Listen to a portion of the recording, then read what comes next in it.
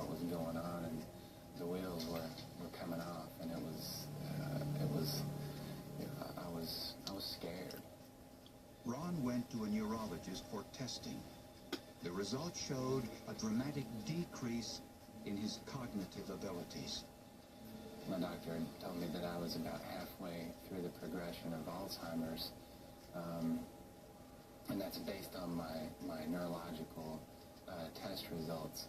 But that's all he could tell me is that you're functioning on this level, and it seems to be getting worse. But they didn't know exactly why or what to do about it.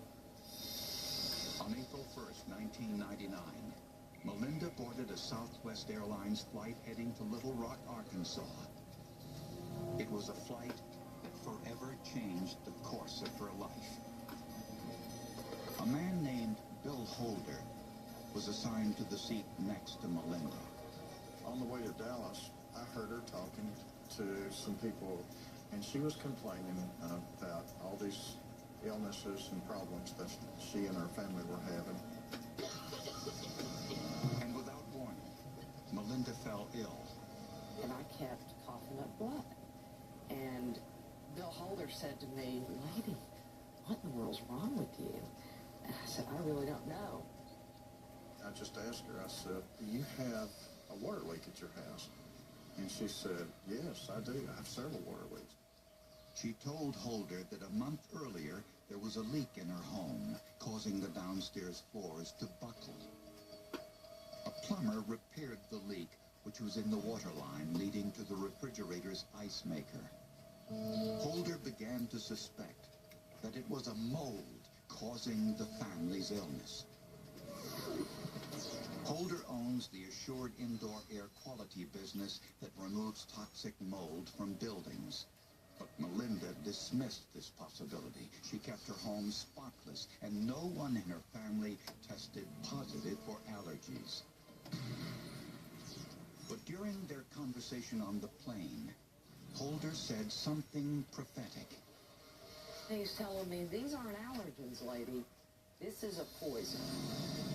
Now suspecting that there was some kind of mold behind a wall or above the ceiling somewhere, Ron and Melinda decided not to take any chances and moved out of the main house into an apartment over the garage. But even with the move, Ron's neurological problems continued to get worse. At the office, I would be on a phone call, and 10 or 20 minutes into the phone call, just not have any idea what we'd discussed. If there was some kind of mold behind a wall or ceiling, how would investigators find it? Home environment was making Ron, Melinda, and Reese sick. The property included 72 acres. The house itself was enormous, 12,000 square feet, modeled after the movie version of Para, Scarlett O'Hara's plantation home in Gone with the Wind. It was a Georgian-style home, antebellum. It was just gorgeous.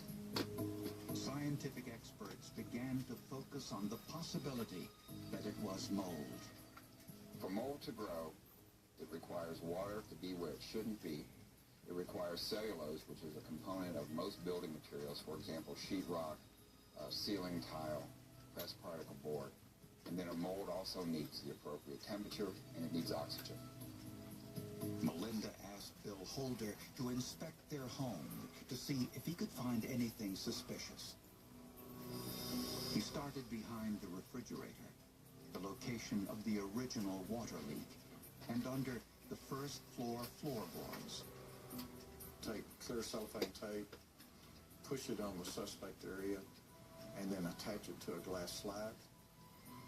Then at the same time, take a sterile cotton swab and lift some of the material off of that surface, put it in a sterile container, send it to the laboratory. Dr. David Strauss is a professor of microbiology and immunology at Texas Tech University.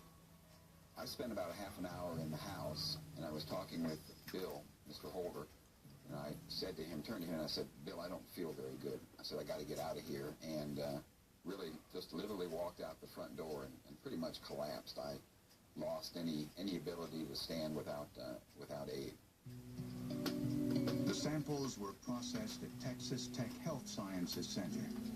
Technicians there sterilized the slides, then examined them under a high-powered microscope.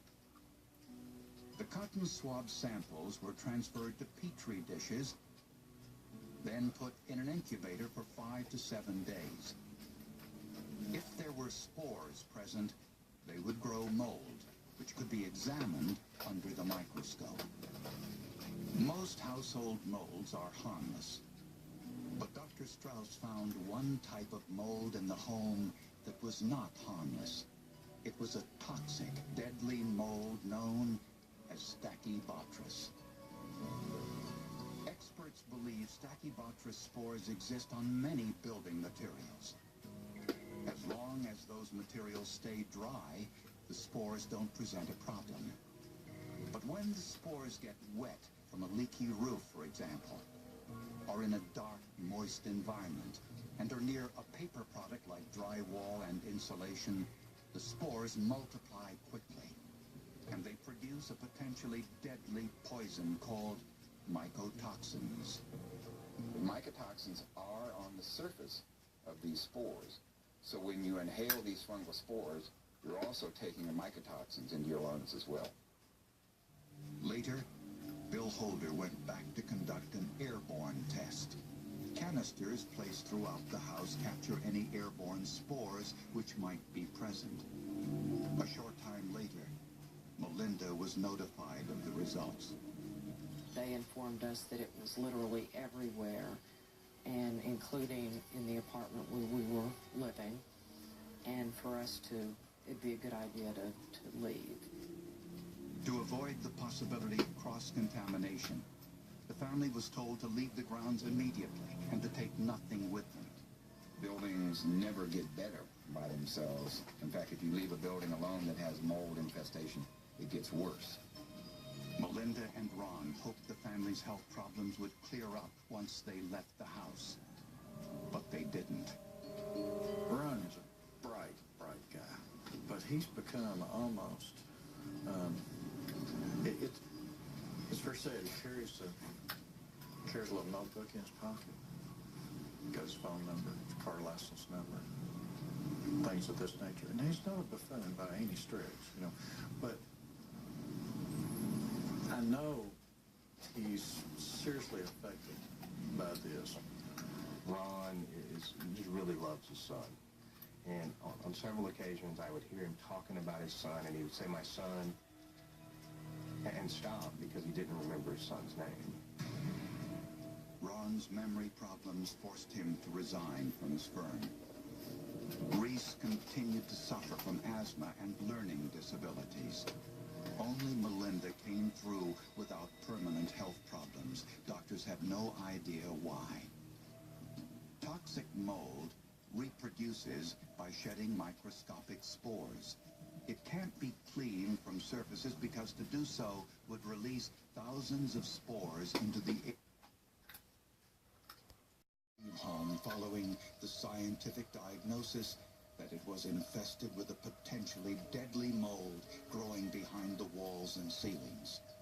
The couple says that the first time they noticed any water damage was the leak behind the refrigerator, which the plumber had fixed.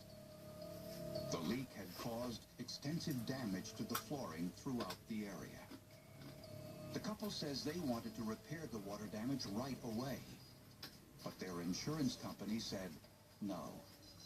We had asked the insurance company in writing to allow us to begin repairs immediately and at least rip out some of the wet flooring.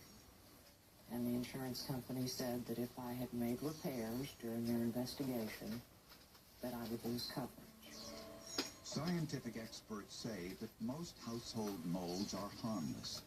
But with Stachybotrys, the mold must be removed immediately since it's capable of spreading. The cost to eliminate all of the Stachybotrys in Ron and Melinda's home was originally estimated to be $1 million. The insurance company offered less than $200,000. While the two sides tried to reach a settlement, construction experts found 13 additional plumbing leaks and one roof leak in the home, causing even more Stachybotrys contamination. They kept wanting to investigate claims, which was their right and their duty to do. But the problem is, they would never allow us to begin making repairs.